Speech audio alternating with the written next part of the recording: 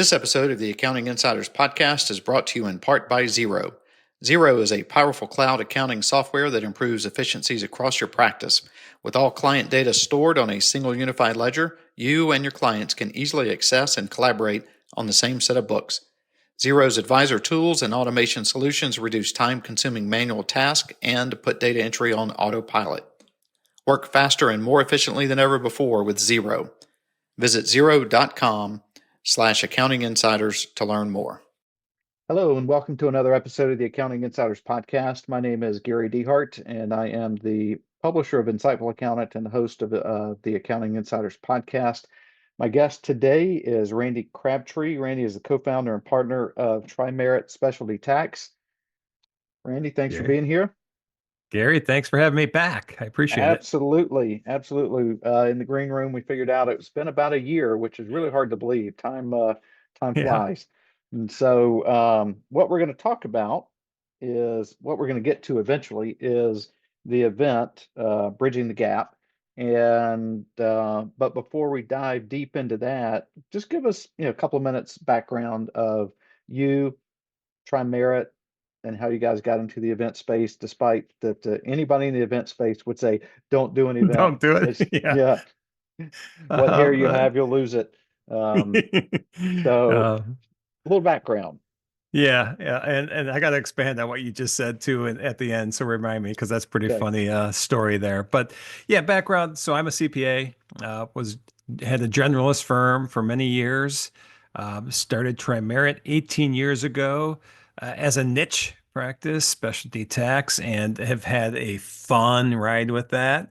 I was managing partner at Tri-Merit for the first 10 years, and really that transition from managing partner to my new role, which I didn't even know what it was going to be when we did the transition, which I think is probably face of the company from a marketing standpoint. I think I have a title actually that says corporate promoter or something like that. But one of the things that came out of that is the transition out of managing partner was actually due to some mental struggles I was having after a stroke 11 years ago.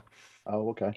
And the struggles I went through for about 4 years from a mental standpoint turned into a passion for the profession, on not having to deal with mental struggles. How do we avoid burnout?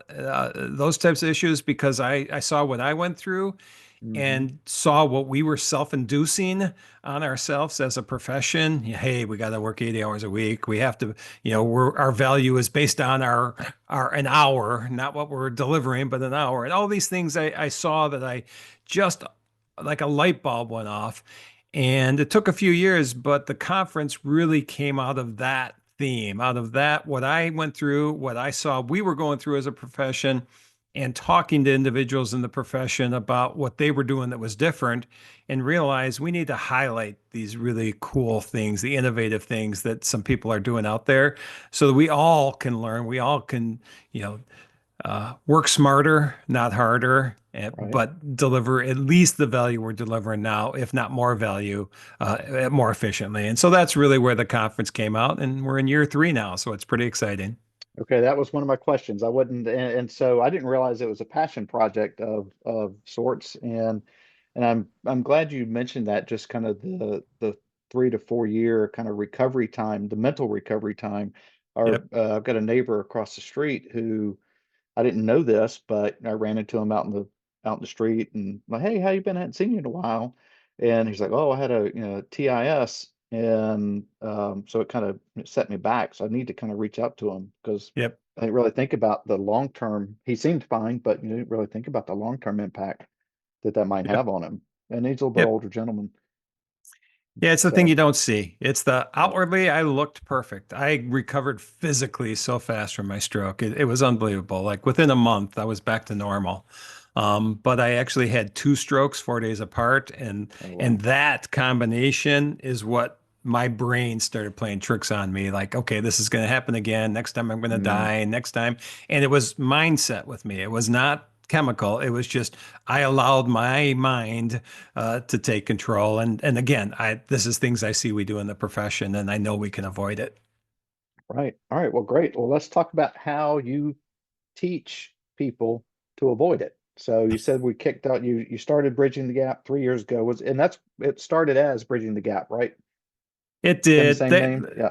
Technically, there was a 2 year precursor, which was the Unique CPA virtual conference, Okay. but that was just more of a learning curve for us. Virtual and Mhm. in person are completely different.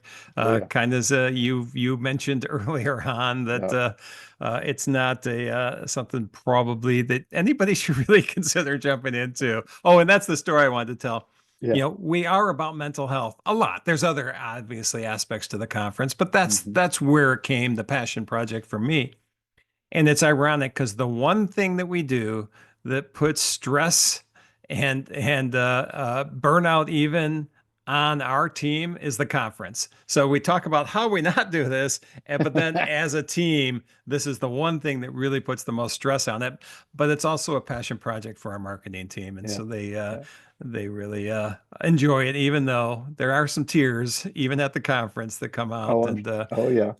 but overall, I've it's been to super yeah. gratifying. Yep. Been to enough conferences and involved with enough conferences to have been on both sides of it. And yeah, and it because there are so many moving parts. Oh yeah. It's insane. So, all right, Yep. moving parts. One of the big parts of the conference, right, is where, and this is kind of part also what some of your biggest risk, right, comes to Yep. from the where. So, where is Bridging the Gap, and when is it? Well, we're taking a risk this year from a standpoint that the first 2 years was in Rosemont, Okay, Chicago, right outside yeah, O'Hare Airport, and very comfortable there. But we wanted to move it from day one. The goal was let's move it around every year. So we decided let's go to Denver this year, which is okay, really cool theme. We get to build around Denver as well. But we're going to be at Denver. It's going to actually start the morning of July 22nd. So people will come into town July 21st. We will hmm, have a pre-event on the 21st, and then it's going to be 2.5 days. So we'll wrap up. The 22nd is a Tuesday. We'll wrap up Thursday afternoon around 1 p.m. So two and okay, a half days. And we will actually have an evening event on that last day as well. okay, nice. And at a hotel, a conference center, or Yeah, it's the Marriott Tech Center, and it is a conference center hotel. They have a beautiful space. I'm very excited about the space. In fact, I flew out there on a whim after we decided that was the space. Like, within 8 hours of deciding, when I need to go look at the space, I was pretty much in the space. wow, Um, and I was so glad I walked through it because it really gave me some great ideas of how to use the space. But I really am impressed with the things that our marketing team has come up with on how to use the space. great, excellent. And so let's get into the educational tracks. Great. So Denver is a great location. Middle of summer, Denver's probably pretty nice. I've never been there Oh, in the yeah. summer, but I imagine it's pretty Yes. nice. Um, so why am I going to go there? What am I going to learn? Well, because of the Denver, we actually came up with just a sub theme this year, and I'll Okay. go into the tracks in a second. But the Yeah. sub theme is expedition innovation. So expedition, well, Western Yeah. expedition innovation, charting new paths in people, technology, and practice. And there's going to be other sub themes under that. We actually have tracks, which we're currently filling the speaking roles in all these tracks, but practice management will be a track. We will always be about mental and physical health, so that'll be a track. Hmm. We will culture. One of my big passions is talking about people first culture. So we're going to talk about culture as a track, firm culture, company culture, corporate culture, technology. We really can't have a conference without technology, especially Yeah. with what's all the innovation going on today. And for me, technology is helps us be more efficient. So we always have a tech track that'll talk about efficiencies people build into their practice to work smarter. And then, interesting, we never wanted to be too technical, Hmm. accounting, bookkeeping, tax. But after the first year, we had a bunch of enrolled agents, EAs at the conference, and they asked if we could do a tax track because they need to have tax topics in order to get their continuing education. Yeah. And selfishly, Trimerit is a tax firm. So we did add a tax track last year. So we will have a tax track again this year. And those are the Okay. five that we'll probably have six or so sessions within each of those tracks. Okay. And you mentioned you've got a an event on the last night, a pre-event, any other socials that take place kind of in between? Oh yeah, it is one of the biggest draws of the conference is our gala event, which will be on Wednesday night. So the second night of the conference, the official second night of the conference. The details are being worked out, but there'll be a Western theme. I know Okay. that for a fact to the gala event. In that event, we do an award show. I expect we're still discussing this, but we will do the award show again. First 2 years was a little not tongue in cheek. It was real awards, but this year we're actually looking at potentially making it really sophisticated from award, nominations and voting on people. And one of the major awards, and we started this one last year. We call it, and this may change over the years, the name, but it's the Josh Lance Lifetime Achievement Award. I think many people probably know of Josh. Josh was a good friend of mine. Unfortunately, passed away last year at the age of 40, but did Mhm. so many innovative things in the profession that honestly, his influence on me actually was an influence on this conference. So we will always have the Josh Lance Award of some level. So that'll be our Okay. major award we give out at the gala event. But there's Okay. dancing, there's music, there's drinking, there's a red carpet where you get interviewed as you walk into the gala event. There's lots of fun things. Great. That sounds awesome. And then about how many people? What are you expecting there from an attendee count? Yeah, so last year I think on site we're at 214. Okay. This year I think the projection is 265 with a little bit of a stretch goal at 300. Okay. I'm always optimistic. I don't know if I want to be much bigger than 300 because community and meeting each other is a big part of our conference. Yep. But I really think, well, at least the way registrations are coming in this year, which is so much faster than the first 2 years, I wouldn't be surprised if we get to at least the 265 number. Yeah, well, that's great. Keep building it. Well, not building it too much because you Yes. want to cap it. There's already enough stress, right? So, because I guess that probably is 300 also kind of a point to where does that get you to a point where you're starting to limit the number of hotel options that you have as far as I group size? probably, Yeah, I am part of my journey post stroke was learning how to delegate. And this conference, other than being my brainchild, I've yeah, delegated a lot of the responsibilities. So I have not heard that, but I wouldn't be surprised at 300, especially with room capacity. You yeah, start to get a little more restrictive. And one of the things I say at the beginning of each conference is I want everybody to walk away from this conference in the next 2.5 days with 10 new best friends. And mm, because I want to build community, I want people to find people that they can relate to and, you know, either call to cry on their shoulder or call to congratulate or call to ask questions. And if you get into no offense against bigger conferences because I go to all of them and I love them. hmm, The conferences are great, but when you go to a conference with 2,000 people, you tend to just stick with the crew that you already know. When you have right, a smaller size conference, you tend to spread out. It's just odd how it happens, but you tend to spread out a little more and meet new people, probably because you run into them more often in a smaller conference. So that's why I don't want to get too large. right. No, that makes sense.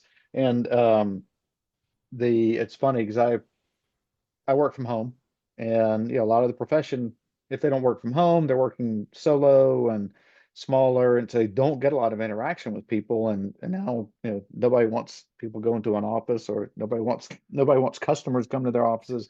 Yep. I just posted something on LinkedIn that basically said, "Hey, if you're within a 2-hour drive of Atlanta, I want to buy you breakfast or lunch. Yeah. Meet these minimum criteria, and I'll come to you." And it's that community side, because being homebound by Yep. my own choice, Yep. you miss a lot of community. So Nope. that's the one That's thing great. that is super important. And again, I think in this profession, it's probably a lot there's probably a lot more people impacted by it than we realize. Just kind of Yep, that it's isolation. I agree completely. It's actually a topic I talk a lot about at conferences because our company is about 80 people. We are Okay. fully remote, but one of the most important things, we build community, we build relationships online, and we intentionally do it. And I'll probably talk about this at the conference. But the most impactful thing we do is twice a year we get together as a company in a remote location and having that face-to-face interaction and hugs and having laughs and a drink or whatever together. Yeah. That made such an impact, and I want that out of the conference as well. Yeah. That's great. And what about sponsors? You have sponsors? I We figure do. most conferences do, so I figure you do. Yeah. Uh, We have a lot. They're coming in quick. Unfortunately, I don't want to name them because I will yeah. miss somebody Yep. and make Yep. Yep. somebody Don't. mad. Yeah. But But we is have a it like a lot of traditional conferences. traditional exhibit hall, or are they out in the foyer kind of thing? How does that what does that look like? Yeah, so it's a new location. So we had that was one of the reasons I wanted to fly out there is I wanted to make sure that we had an interactive space that all the attendees are going to be, I shouldn't say forced, but are not can't avoid the Right. exhibitors, which we won't because we have such a great um, relationship with all these sponsors. But what we have is there's this great big atrium that you have to come from getting off the elevator from your room, walk through it to get to the exhibit or the meeting Okay. halls, the presentation halls. And we will have interactive events going on in that space. And it is, yeah, tables, but there's a lot of other, like we'll have somebody will be our gala event sponsor. Somebody's going to sponsor the Monday evening event where we're Hmm. at a local bar, maybe even in the hotel. There's a really cool tap room in the bar in the hotel. So it might be Okay. at that space. And yeah, but there's different levels. We have, anywhere from, somebody a 10 by 10 space for 4,500 to somebody being our top sponsor at I think 35,000 or something. So Right. the numbers have been very strong last year and this year they're even coming in faster. We're very fortunate. We built a really good reputation in the conference space and people want to be involved. Yeah, that's fantastic. And you got to have the sponsors. And if if you're listening to this and you haven't been to conferences or you go to conferences and you avoid the exhibit hall, I, I personally think that is a terrible mistake. Yep. Um, the as smart and intelligent and dialed in as CPAs, accounts, bookkeepers are, you don't know the technology as well as you think you do. For one, you don't know what's coming in the pipeline, and the exhibitors do. I mean, that's the innovation takes place in the exhibit hall, Yep. and there's opportunities that where you might connect with an exhibitor who is working on a beta that they bring you into, and you can help shape a product Oh yeah.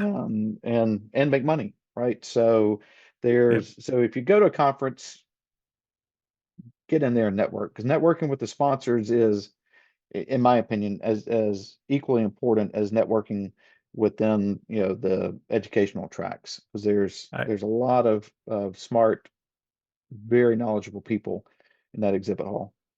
I agree. And I love that you said that because we actually specifically built in extra time for spending in the exhibit hall this year. I Yeah. mean, we did it from year one to year two, and we even expanded it this year because not only the exhibitors, but then when everybody's sitting around the table talking to the exhibitors or just at the, coffee table or wherever, Hmm. um, you're building relationships too with the exhibitors and other people that also are very curious about what this product is doing or what this service is doing. And the relationship part of thing, like I said earlier, that's so important. And that Yep. happens in that exhibit hall. Yep. So what else? What else have we not covered? We've covered the date, the location, the Ah, tracks. You got sponsors, I marquee got one thing. events. What I I got? got one thing. Again, overriding theme always going to be mental and physical health. Hmm. And because of that, and we've done this every year, we have a wellness room that is has our yogi, a wellness expert in the room the entire conference. So it's yoga, it's mindfulness, it's meditation, it's just gratitude, it's all these things. And she has classes every single hour of the day, which I ask her, don't you want to rest? I mean, I could get someone else in there for an hour or Uh, two. She goes, no, I love this. I just want to be in there. So, we've all been to conferences. You may get tired of sitting in a session. You yeah. might need a break. Well, go in and do a puzzle in the wellness room. Go in and just clear your mind. Go in and do yoga. Go. So I that is one of the biggest hits of the conference is people talk about the wellness room, and so I'm very excited about that. Yeah, that's fantastic. All right. Well, any parting wisdom? Oh, we haven't talked about how do they find it? Where do they go and register and find more detail? Yeah, that's a good call. It's we actually have an early bird pricing going on right now, Okay. and that's I'm pretty sure it's 9.99, which is last year our full price was 14.99. That's one thing we tried to do is make sure that it was accessible to people. So 9.99 right now. It's at btgconference.com. Okay. So bridging the gap, btgconference.com. You can actually also get there through Trimerit's website, and there'll be a link to it. Um, and there was another part of your question, or did I? I'm getting That was excited it. here. I can't Yeah, follow or my yeah, track. yeah, or it was just whether there's anything that we missed Yeah, that we hadn't talked about, and we hit the yeah. yogi room. I The think that one might thing I be would it. say, the Yeah. one thing I would say is, if you don't mind, is because people ask me, what is this conference? And I think we explained it pretty well. It's not your normal conference, but a lot of the things we talk about are efficiencies, not selling method things. How do we do the things different? I go out and talk on mental health a lot in our profession and burnout. And often I'll ask, hey, and it depends on the setting. I'll ask people, how many of you feel that you're dealing with some level of burnout in the room right now? And I think the statistics show 50% or something say that they are. My Wow. informal polls honestly is 80+% say yes Wow. to that. And so that's one of the things with this conference. We do things to try to figure out how you can avoid dealing with the stress and the chronic stress and nonstop hours and everything else that create burnout in our profession. And so if you're feeling that and you want to see if there's a way to make a change, I think that's our conference. That would be for you. Perfect. And again, the URL one last time was btgconference.com. You got it. All right, Randy, thank you so much. Appreciate you sharing information about the event and look forward to seeing more about it. Thank you. Thanks, Gary.